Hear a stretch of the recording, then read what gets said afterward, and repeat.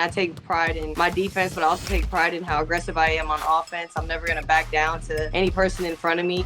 I can see the difference just in 3 years. There's really nowhere that we go that there isn't a whole bunch of fans there and we don't have a good crowd. Cameron and Rickea, they came in kind of with a little bit more pressure on their shoulders, but I think they really fulfilled it. Everybody has pieces to this team that I think is going to build it to be something very, very special. Hey, it's Rae Burrell from the Los Angeles Sparks, and you're tuned in with Women's Hoop Network.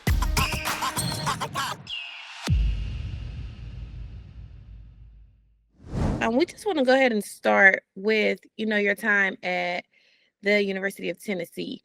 And, you could have stayed for that extra year, but you said, you know what, I'm going to go ahead and head to the W. Can you talk a little bit about what came into your decision to move forward and go pro? Yeah, I think I was just honestly ready to play at that professional level. I had been at Tennessee for 4 years, so I feel like I had enough experience to take that next step, and I just was ready to kind of not move on but with my life, but just see what that next chapter looked like for me. And I had already got my bachelor's degree, so I didn't really want to go back to school. So yeah, I just decided to take that next step and see where my career would take me. And in making that decision too, how was the reaction from coaches, your teammates? Because of course, you had teammates also join you in going to the draft. How was that? And did you take some time to think about it, or did you already know that this is what you wanted to do? Yeah, I kind of already had my mindset going into my senior year that was going to be my last year. I had a little bit of a setback with my knee injury, so it took a little bit of a turn, and I had to pick and choose whether I wanted to kind of get my knee fixed and stay another year, or just take the chance and play in the W. So I just decided to play in the W. But I mean, my coaches kind of already knew where my head was at from the beginning. My teammates kind of already knew where it was at from the beginning. I was very transparent with it because I mean, I didn't want to blindside them at all with making them think that I was gonna stay and leading them on to think that, and then just leave. So I was really transparent with them, and they were really supportive. And yeah, I was appreciative of their support. You enter the draft, you're picked by the Sparks. Your rookie season, you play, and then we go into 2023, and everyone knows that the WNBA is the toughest pro league, to be a part of because there aren't as many teams, there aren't as many roster spots. And of course, 2023, you saw some ups and downs with, having to do hardship contracts, but that didn't stop you. And fast forward to now, and you've signed a multi-year deal. How does that feel? And let's just talk about you and overcoming that and saying, hey, I'm supposed to be here and that's what I'm going to do. Yeah, I mean, it was hard. Like you said, my rookie season, I didn't play because I sat out due to knee surgery. So last year was kind of my rookie season, and then my coach ended up getting fired that drafted me. So, I knew coming into the training camp that I was gonna have to try out again, basically. Just like you said, it's cutthroat. It's only 144 girls on a roster, and it's the hardest league to make in the world. So it was very nerve wracking, but I had my mindset and I was determined to, make a roster spot. And I worked really hard during the off season. I went to Australia, and during that time, I just made sure to just focus on, having a niche about me and wanting that to be something that made me stand out so I could get chosen. And it didn't really work out how I wanted to, but at the end of the day, I mean, I guess it kind of did. Ended up getting cut, but I really had to persevere and just know that I might not be set on the team for this week, but whenever I get in, I make sure I'm ready. I make sure I put in extra time. I make sure I'm watching film and just doing the little stuff and just actually being a pro. So I feel like it ended up helping me to really focus in on really what I wanted, because I could have easily, just gave up and been discouraged from it happening. But I'm just happy that I was able to fight through and be determined and have motivation enough and discipline enough to get me in a position that I am with, my multi-year contract. Yeah, and talking about that too, you mentioned you playing in Australia. There are, of course, players who decide not to go overseas, who may do their own workouts here in the States. Do you feel like going to Australia helped your game as well and kind of helped you to solidify that spot on the roster?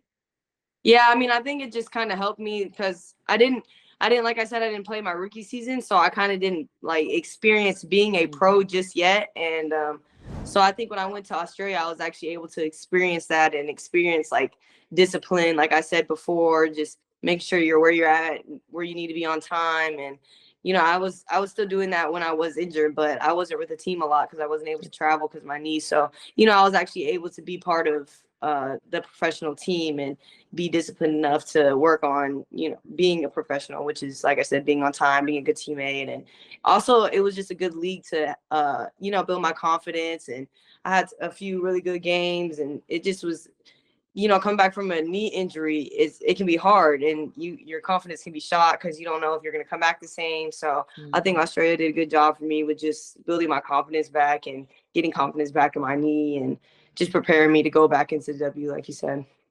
Well, let's talk about now. This season, you are doing an incredible job.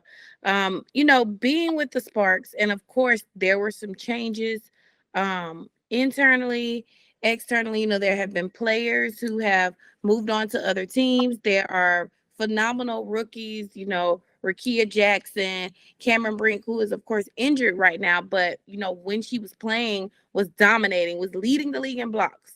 So just talk about that, your team now, your confidence with this team now, technically is one of the leaders. You're playing with Afeto Oladipo and Rickea Jackson. Just talk about you being with, the Sparks now and how you are with them and just the chemistry overall. Yeah, no, I think we have a really special group. I mean, everybody on our team is so talented. Cameron and Rickea came in, like you said, just with a good confidence, especially coming in as rookies. It's not always easy to do. And they came in kind of with a little bit more pressure on their shoulders, knowing that we're rebuilding and we have high expectations for them. But I think they really fulfilled it, and they did a great job. And, Cam's hurt now, but when she, like you said, when she was playing, she was doing great, and she just bring a great energy to the team. Me and her were always goofing around. So I just really appreciate that from her. And then Rickea, she's a professional. She comes in, she does the work, she leaves. She just is, their confidence is just admiring, because that's not easy to do in that situation in this type of league. So, I mean, I just commend them. And then just overall, the team, I think, is just so special. We just mesh so well. I think our personalities really go well together. We got, De'Erica, she's like a mom on the team. I mean, she has 2 kids. So she's just kind of making sure that everybody's all good. She's always going to bring that same energy too, and that same work ethic. And then Azure, she's just a great vet. She knows she's won a championship, so she knows what it's like to be a champion, and she just is able to show by example, how to be in this league and be a professional. And then Lexi just knows the game like the back of her hand. I mean, she grew up around it with her dad being in the NBA, so like she just knows it. I just always make sure even to sit by her on the bench, because she's not playing right now, but she gives me pointers. She's always telling me what's going on in the game. She just knows basketball so well, and she's a sharp shooter too, so that's just amazing too. But yeah, I mean, everybody has like just pieces to this team that I think is gonna build it to be something very, very special. So I'm just super excited. And that was definitely going to be my next question, which you answered. Is there a go-to person on the team? If you feel like you're not playing your best or you're not feeling your best, is there someone who you feel like you can go to? And even if you don't go to them, you feel like they have a connection with you where they see you're not on your P's and Q's, and they come to you and be like, come on, Rae, it's fine. You'll be okay. Just tap in and do this. Yeah, I mean, the whole team, they're so supportive of me and each other. So the team, they kind of know when I'm a little bit off. So a lot of people come up and are very supportive for me, and they're just there for me, make sure I'm good. But yeah, just to point out a person, it would definitely be Lexi. Like I said, me and Lexi are super close. She's been here since my rookie season, and the team has changed a lot. And me and her have always been consistent throughout this whole time. So it's just very nice. She's like a big sister to me. So I'm just always able to go to her and ask her for any advice, or, like you said, like sometimes I'm not feeling myself and I can talk to her about that. But she's just always there, and she knows the game so well, but she also knows me so well. So it's very nice to have somebody like that. And, I look up to her, and she's an amazing vet, friend, and sister to me. So as far as, the league now and the W, and how now it's like more people are finally starting to realize that these ladies are hoopers. It's not just about this or that. Like, y'all come to ball. And with it now being more eyes, there's chatter here there's chatter there. Talk a little bit about just, more people actually now watching the games and understanding and actually knowing players and how that feels, as someone who's been playing the game for a while. How does that make you feel now to have more eyes finally on you guys and actually being support? Yeah, I mean, it feels amazing. Even just from my rookie season, I can see the difference just in 3 years. Going to some games and there's not a lot of fans there, and just to now, like, there's really nowhere that we go that there isn't a whole bunch of fans there, and we don't have a good crowd. So, like, just the jump from my rookie season to now has just been amazing. And you got to shout out the rookies that came in and brought all that attention. Coming in from the NIL in college. They were just able to kind of really get us on the map, and media was able to pick it up because I just don't think the media was top priority for the league in the past, and media outlets wasn't getting out our stuff. So I don't think a lot of people just knew who was all in the W, how it was, the competitiveness of it. So I think media coverage has just been a lifesaver for us, honestly, and just showing the world just what the W is and what every single person is about and what the team is about. So it's just so exciting to be a part of, because you can just tell it's only going to get better from here. So it's exciting. And with that being said, I have two questions for you. One, what do you feel like the media can do to help, continue to elevate the game and showcase it more? And also, what do you feel like the W could possibly do to continue to elevate, the league?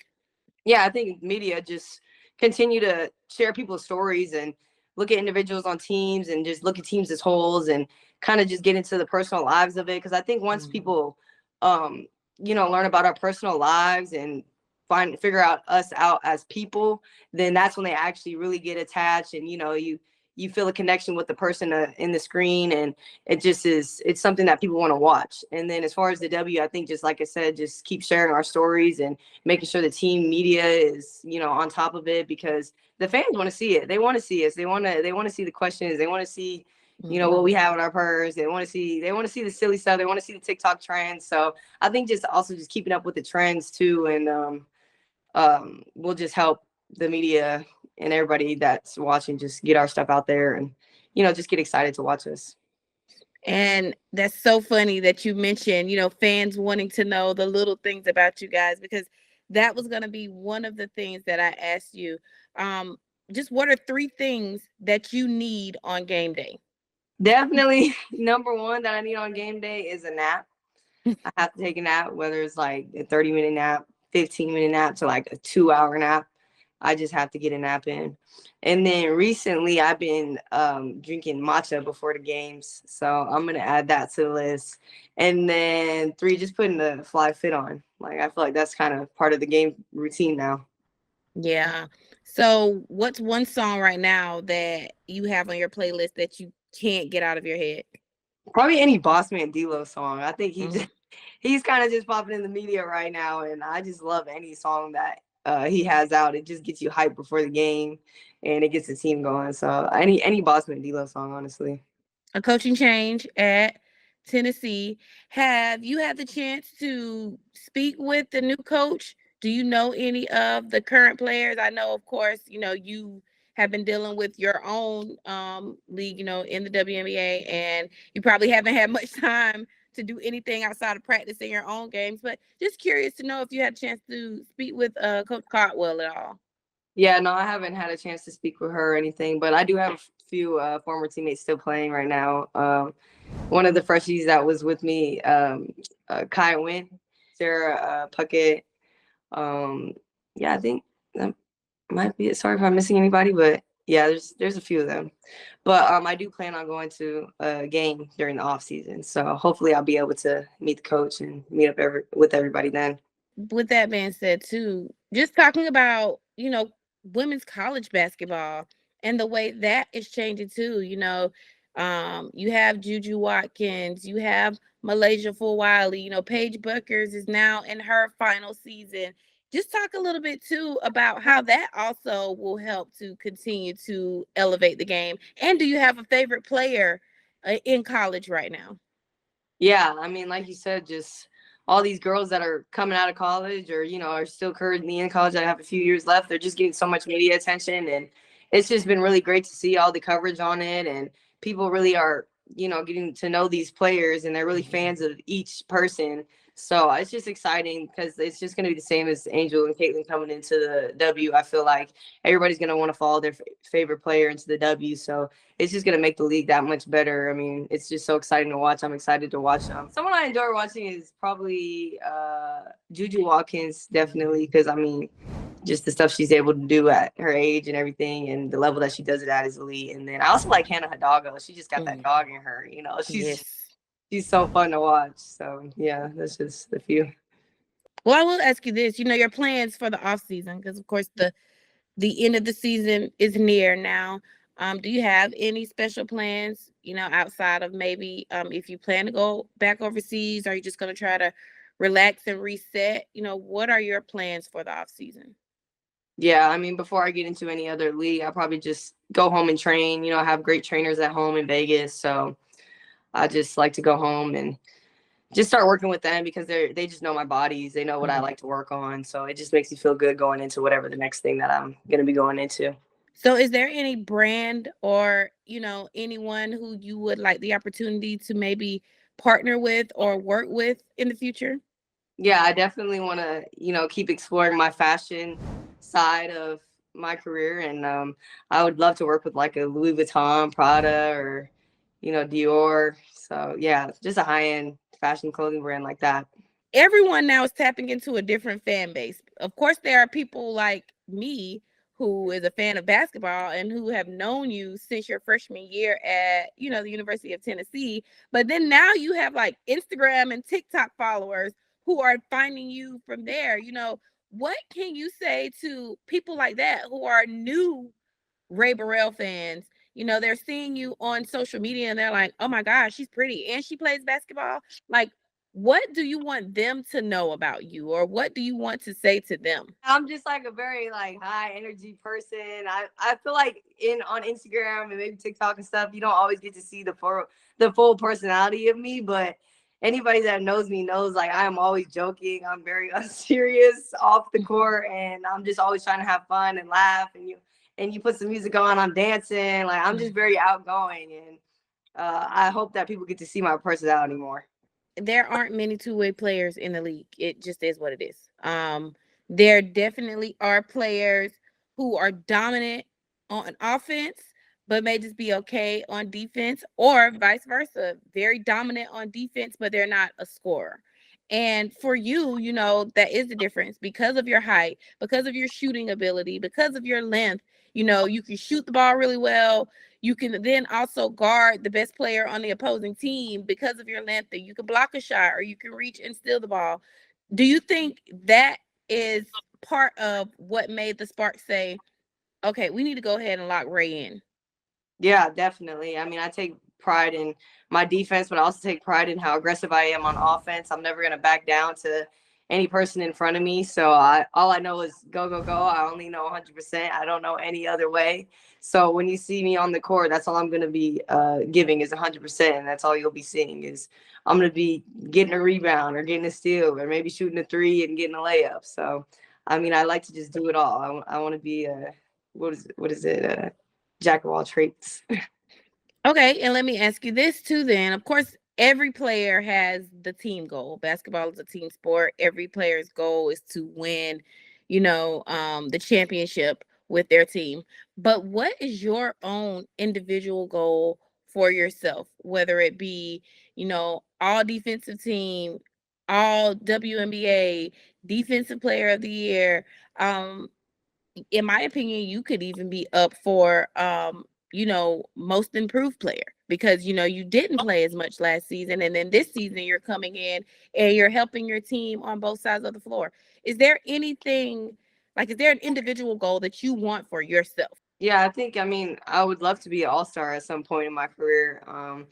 I feel like that's been a goal of mine for a minute. Like you said, you always want to win a championship, but I also want to be an all-star and know that I put in the work to be one of the top players in the W. And like you said, maybe next year when most improved, because I just plan to keep working on the offense. I mean, on the off season and just keep getting better. So.